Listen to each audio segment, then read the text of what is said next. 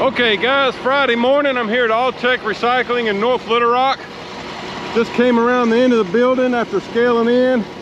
Backed into here, I'm in bin number 3. I'll give you a look at this since there's no other trucks waiting. Got my tarp off, my mud flaps hung up here. Door open. You got some product already back here, but that's what it looks like, and here's where we dump. So just that simple. And then after this, I'm going about 15 miles away to Lone Oak, Arkansas, to the Remington Arms plant to get a load of brass. That'll be my home load. All right guys, that's done. Here's the dump. Got a few pieces in there and a lot of dust, so I'm gonna go through and sweep it. I wanna mention too that when you're backing into these bins, if you'll hug the passenger side of the bin, you know, get within a couple of feet of the wall, you'll have enough room to swing your back door open over here.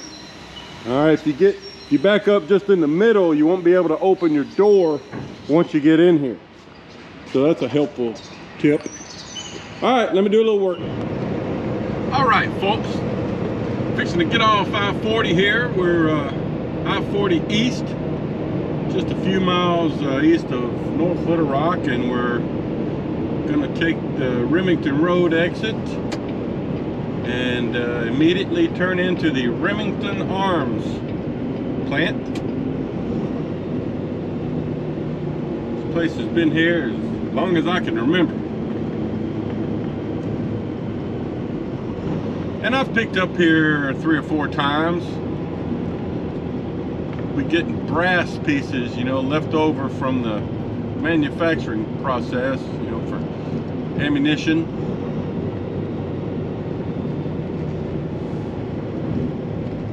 They got the road closed. They've been working on this overpass for a long time. Anyway,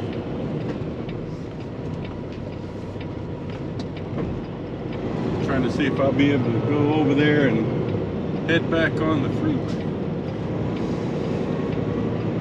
Apparently so. Okay, so this first right here is their entrance. There's a sign there, shipping and receiving, 5 a.m. to 5 p.m. And it's quite a ways back to the loading area. Basically what I've got to do here is just follow this road till it curves back to the left, and there'll be a check-in booth, not a scale, but a check-in booth, where he'll give me an ID, take down my truck number, name, all that stuff. And then I'll have to drive all the way around to where they do the loading, and that's where the scale is. So I'll pick it up over there. Okay, well I just got checked in, and the guard, you know, they give you an ID, you have to sign in, and he told me we won't be scaling in and out today unless they tell me differently once I get back there, because their scales are messed up. So we'll see how that goes. These loads are not usually at risk of being over, you know, 80,000 over the limit, because it's a relatively light product. I'll show it to you. You know, it's just various pieces of brass, you know, that they'll have stored in these bins, and well, I'll show you. But usually it's not, you know, it's within several thousand pounds, as I remember, of being, you know, in the overweight risk area. All right, so anyway, we're gonna follow this road back a good little ways, and I'll pick it up back there. Okay, I'm gonna show you this for you Oakley drivers that may come here in the future. Just to the right over here is where we're going to back up and get loaded. We're going to back up right beside this little metal shed here to the right. But normally, oh, I see, they got the scale blocked up here with the pallets. See all those pallets piled up there beside that little gray building? That's the scale. But obviously it's not working. They've got it blocked off. So I'm just going to go ahead and position myself here where I know I'm going to get loaded. Okay guys, so I've gotten backed up. You know, they like you to lower, release the air out of your axle here on the trailer, and you got to open up your door before you back up, of course.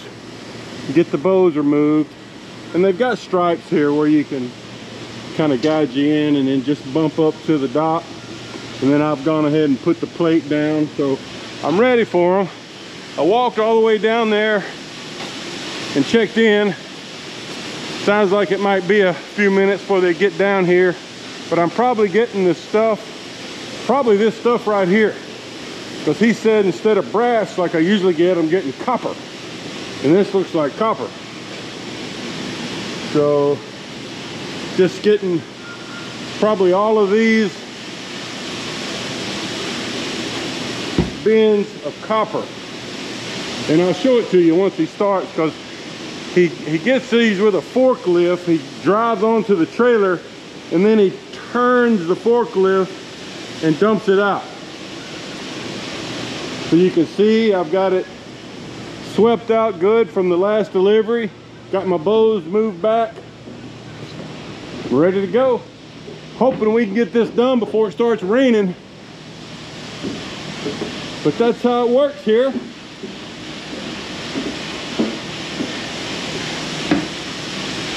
Just waiting on the loader. Okay guys, so I'm still sitting here at the Remington Arms plant, and just started getting loaded. You can see he just took the first load on, and just going to try to give you a look. There's the first dump right there.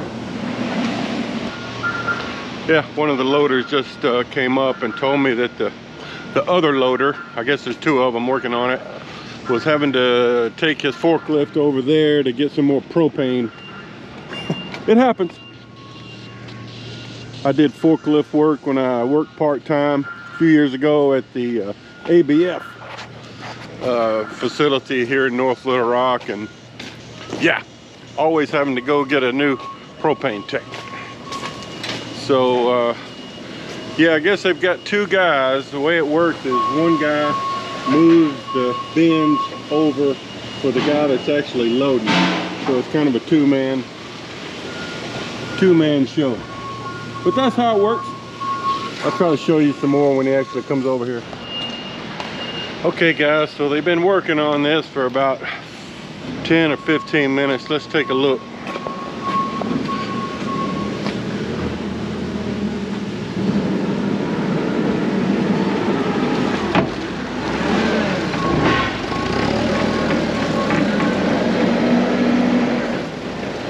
You'll be able to see how he spins the forks to dump it out.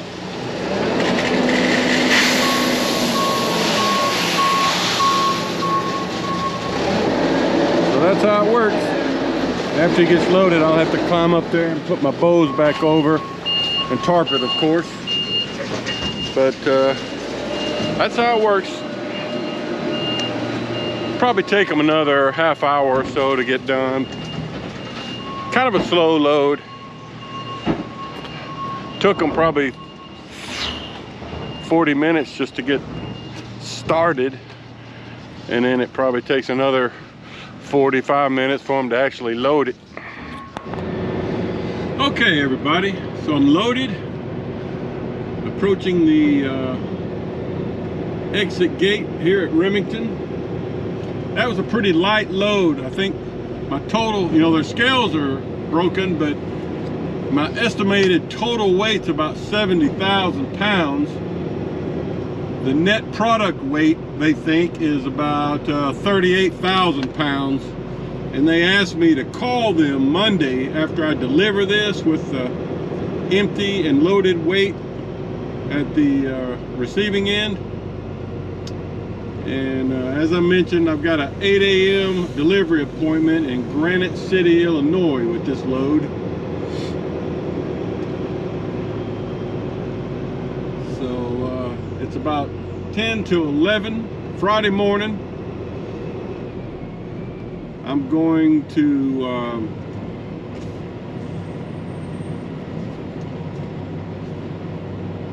let these guys go. He's just going to take my badge, I guess. Hold on.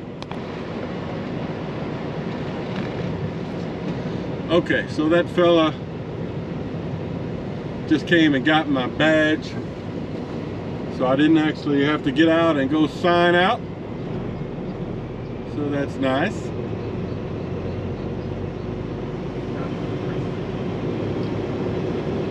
All right, so this week was kind of an easy week, actually. You know, I did kind of back and forth up to Troy, Missouri.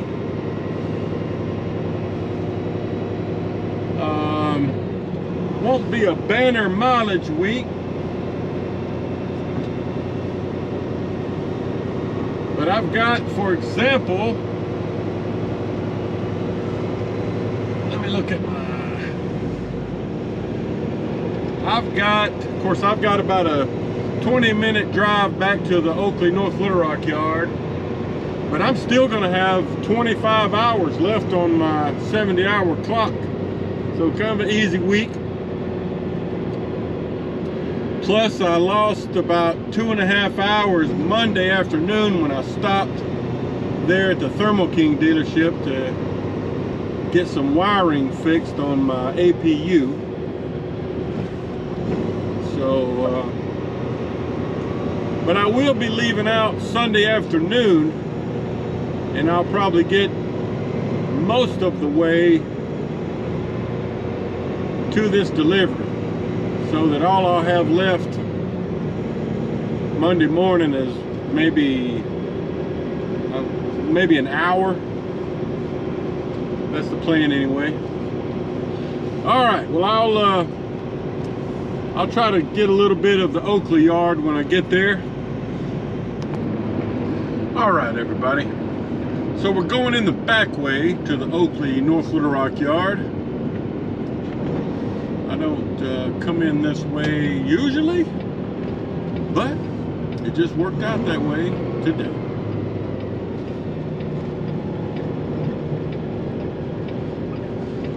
Now, they close this gate on the weekends, so you got to remember that.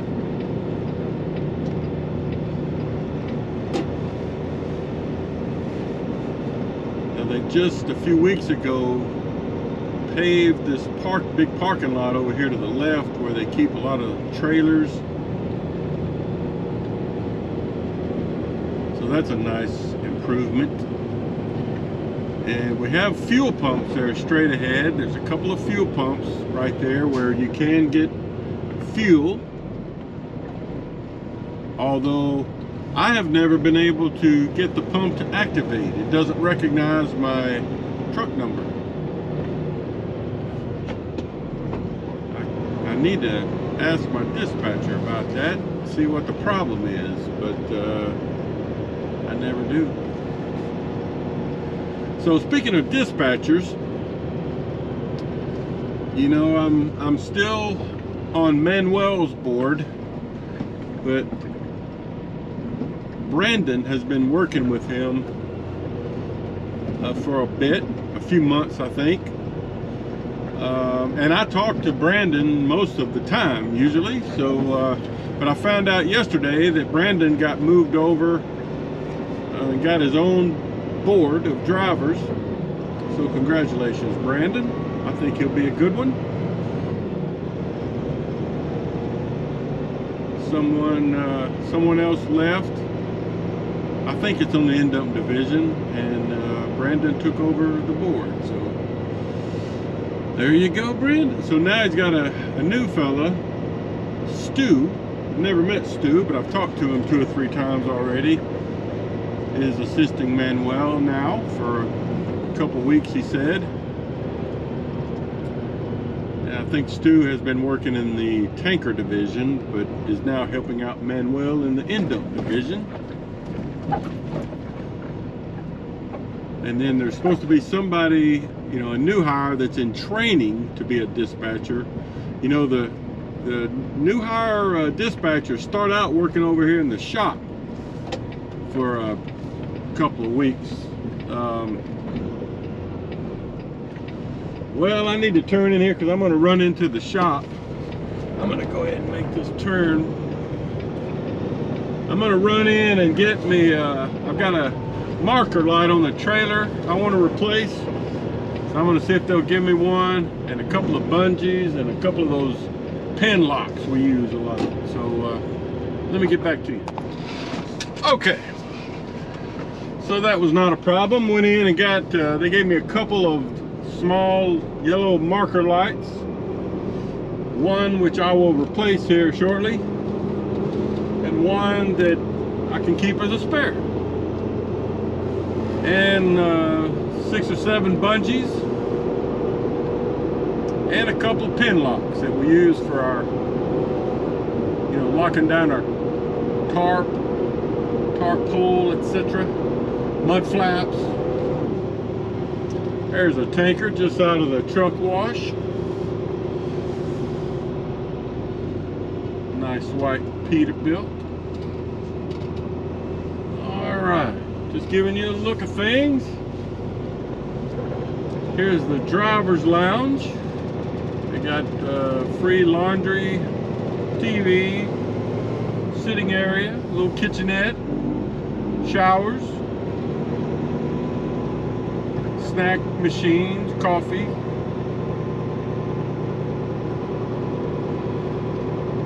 Straight ahead over there is the Arkansas River, where we do a lot of barge stuff.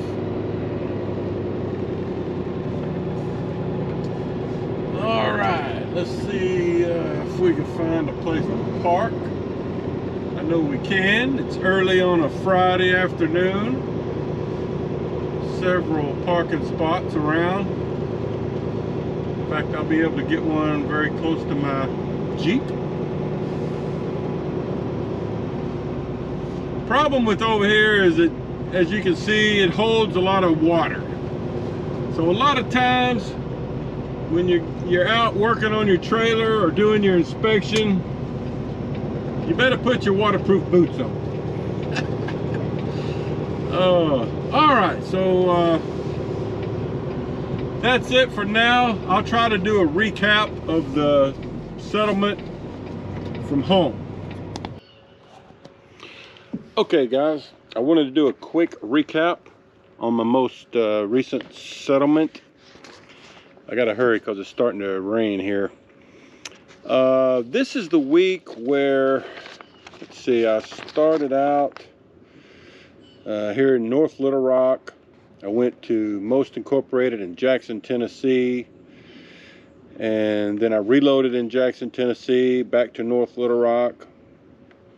Then went to Troy, Missouri, to St. Louis, got a load of salt that went to Forest City, Arkansas.